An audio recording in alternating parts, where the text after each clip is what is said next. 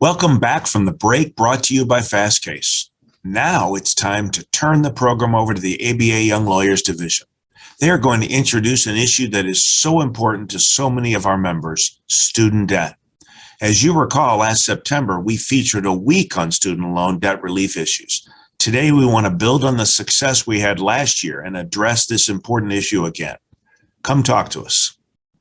I'm so excited to talk with you all a little bit today about the Public Service Loan Forgiveness Program, a program that is near and dear to my heart as a public interest attorney. The program is a vital program in a time of limited waiver right now. So the program was actually enacted first back in 2007, and it got bipartisan support. The Public Service Loan Forgiveness Program is the bridge between low public service salaries and the incredible amount of debt that you get coming out of law school.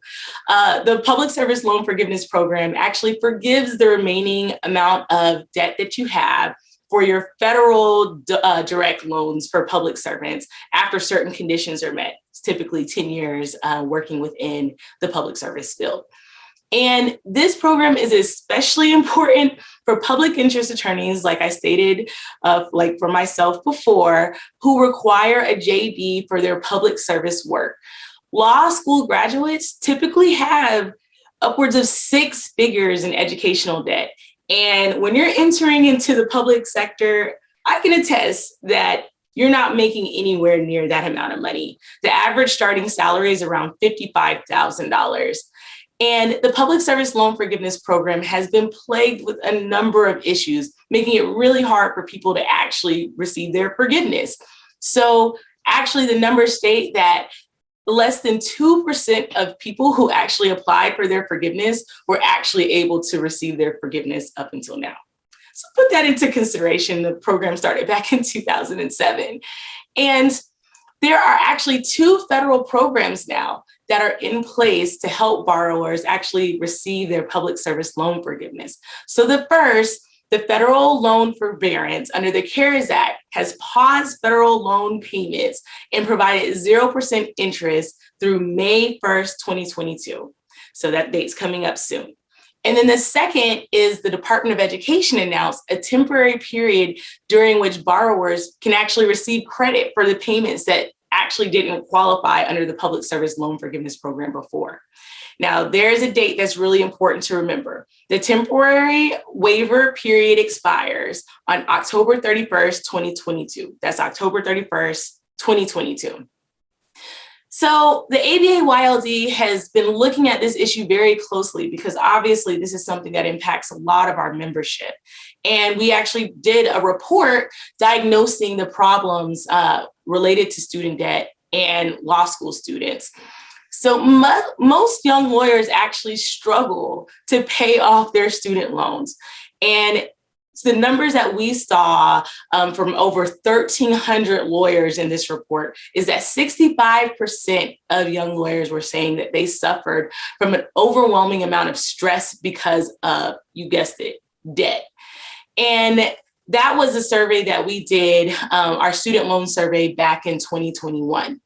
And then also what we've heard is that student loans, they actually impact the ability for people to think about career trajectory and other major decisions that they want to make in their lives. So for example, if someone wants to get married, buy a house, other major purchases, this insurmountable amount of debt is actually impacting their ability to move forward in that way.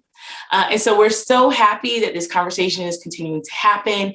And I'm happy to introduce the co-chair of the Public Service Loan Forgiveness Caucus, Congressman Brendan Boyle, who represents the 2nd District of Pennsylvania. Hi, this is Congressman Brendan Boyle coming to you right here in my district in Philadelphia. I wanted to talk to you briefly as the co-founder and co-chair as the Public Service Loan Forgiveness Program Caucus.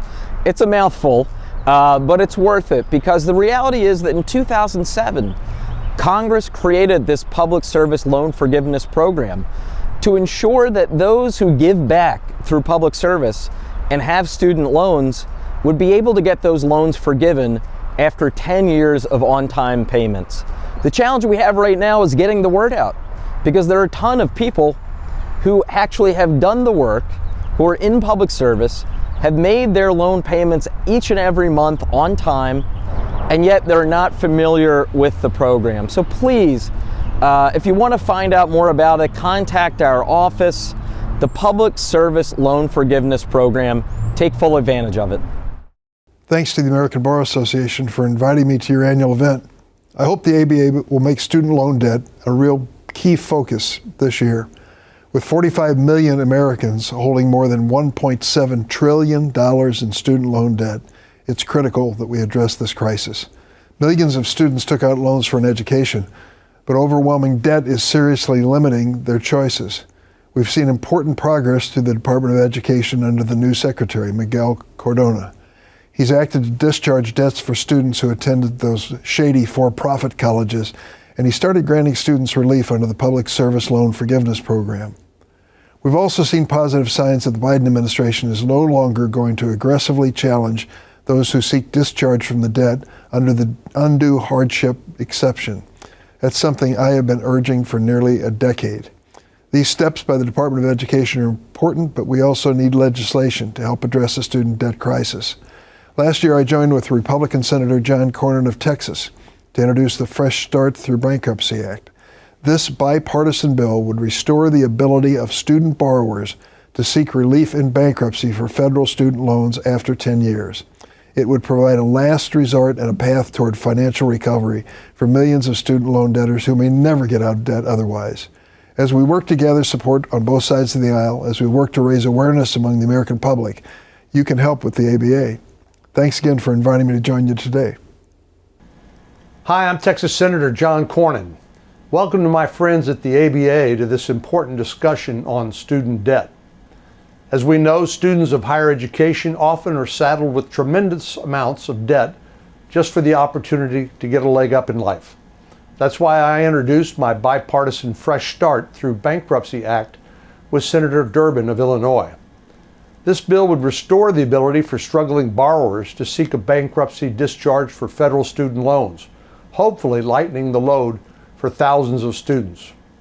I have no doubt that some of our brightest minds will yield impressive results after today's discussion. Thank you again for allowing me to speak with you, and enjoy the rest of your event.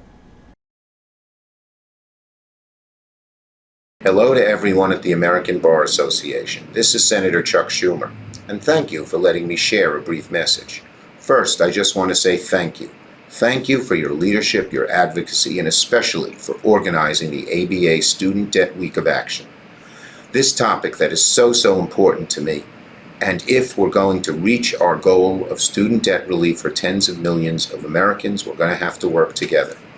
For generations, higher education's been a ladder up into the middle class. But for too many today, student debt has become an anchor weighting them down, making it harder to start a family, buy a home, live with financial independence. Over 43 million Americans now hold more than $1.7 trillion in student loan debt.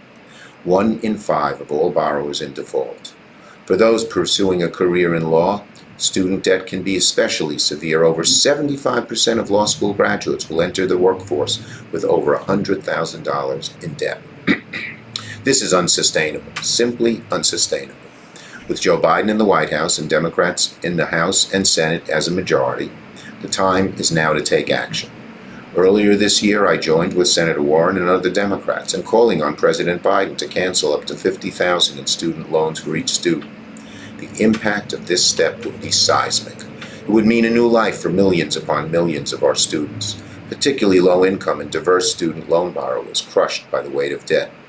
And as our country is still recovering from the awful destruction of the COVID pandemic, the last thing we should be doing is adding debt burden of millions to millions of young people trying to find their footing in these uncertain times. With the flick of a pen, President Biden can get it done. I believe it's within his authority, and I promise I'll keep pushing the Biden administration to do it in the weeks and months to come. In the meantime, I want to say thank you to everyone at the ABA for organizing this week's virtual events. We got a lot of work to do to achieve our goal, but because of your advocacy, I'm confident better days lie ahead. Thank you all so much, and hope to see you soon. My name is Aaron Sohaske, and I currently serve as the ABA YLD Director of Student Debt and Financial Wellness, and I hail from Detroit, Michigan. A recent ABA YLD survey showed that 97% of law school students applied for loans and that 75% graduated with over $100,000 in debt. This negatively impacts the lives and career choices of many attorneys, in addition to having a broader impact on the American economy and the ability of Americans to access critical legal services. As many of you carrying federal student loans know, student loan repayment is slated to begin on May 1 this year. To recap, the federal government had suspended loan payments, interest accruals, and collections of defaulted federal student loans have all been on hold since the start of the pandemic due to the CARES Act and extensions that have been granted. Now, transitioning back to payment may be difficult for borrowers. In fact, there was a survey conducted in spring of 2021 by the Pew Charitable Trust that found that 67% of borrowers said it would be difficult to afford their student loan payments if they returned next month. For young lawyers, this period was helpful for not only those struggling with repayment, but also allowed people to pay down their loans at essentially a 0% annual rate. Now, this is significant for those legal professionals with an average student debt level of over $100,000. So as part of this ABA Day, we are urging you to participate in this national conversation around student debt. Please consider sending the pre-written letter specifically addressing the forbearance period located within the action panel on the ABA Day website. We appreciate your consideration in reaching out to your members of Congress, asking them to extend this forbearance period and to consider a more permanent solution. Thank you for listening. I appreciate your time and attention on this important matter.